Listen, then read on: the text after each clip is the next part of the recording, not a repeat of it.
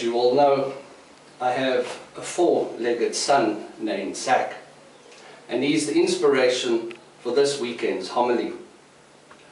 Being a Jack Russell, Zach tends to be obsessive-compulsive when it comes to tending a self-afflicted wound that results from an initial skin irritation. When I become aware of the wound developing, it is usually at an advanced stage already, and it needs the application of cream and medication. So after this long introduction, I finally get to the inspiration. The first words that emanate from my mouth when I see the wound is, "Let me see." When Zach hears these words, he begins to plan his escape route because he fears the antiseptic cream, which is meant to soothe the discomfort. The one thing he doesn't mind wearing when this happens is the cone of shame that prevents animals from licking the wound because you cannot reason with them or trust that they will not do it when you are not around. In the Gospel that you heard this morning from St. John, we are introduced to the man born blind. The question posed by the disciples implying punishment and the neighbors' confusion concerning his identity are summated in the response, "I am the man." With this acknowledgement, the blind man begins an incredible journey of insight. He begins by listening to Jesus when he is instructed to go and wash himself in the pool of Siloam.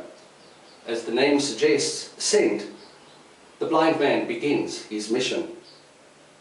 The second step is the acknowledgement that he is the man. It is in this acknowledging that the man's sight is restored. There is no blaming of anyone or anything. He tells the neighbors, "I went and washed and received my sight." Notice how easily doubt can set in though. When they ask him where Jesus is, he replies, "I do not know." However, it is in those moments that faith can be strengthened and clarity become even sharper. And this is highlighted then in the third step.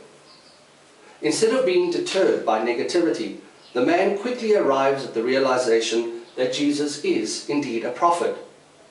He goes on further to ask those challenging the authenticity of the miracle, "Do you also want to become a disciple of Jesus?" The previously blind man becomes the seeing man.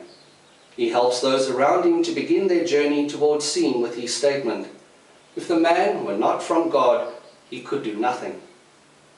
The man's sight is fully restored when his brief but vital journey with Jesus culminates in the final encounter with the words, and I paraphrase, "I believe in the Son of Man."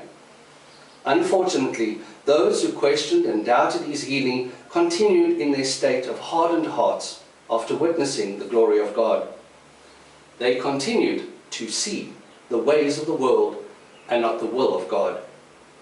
We all receive the call from God to follow and be sent. The choice is ours as to which direction we will follow.